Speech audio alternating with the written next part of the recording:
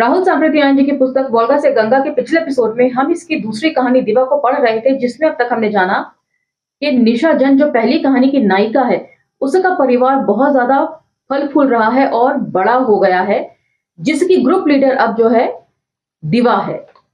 और लगातार परिवार के बढ़ने का मतलब है कि भोजन की ज्यादा व्यवस्था करना। इसी वजह से निशा जन जो है अब अपने परिवार के लिए जंगलों के कायदे कानून को ताक पर रखने लगा है और दूसरे जन के क्षेत्रों में जाकर शिकार करने लगता है, जिसके कारण उनके पड़ोसी जन उषा जन से उनकी शत्रुता बढ़ती जाती है।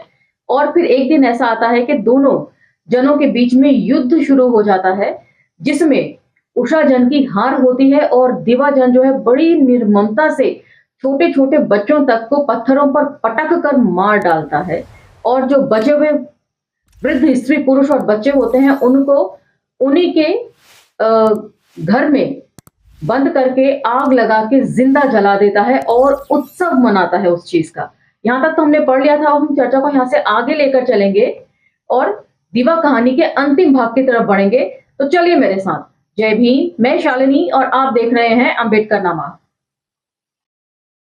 चलिए अब देखते हैं निर्मम हत्या करने के बाद किस तरीके से नायिका दिवा जो है वो जश्न मनाती है और पूरा निशा जन जो है वो किस तरह अपने ग्रुप लीडर का सहयोग करता है इस जश्न में।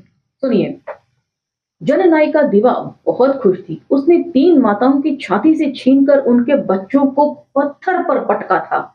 जब उनकी खोपड़ी के फटने का शब्द होता तो वह किलकिलाकर हंसती। कितना भयानक वर्णन है ये एक स्त्री का, मैं समझती हूँ। लेकिन ये जिस टाइम पीरियड की बात है, उस समय सर्वाइवल द फिटेस्ट का रूल काम करता था।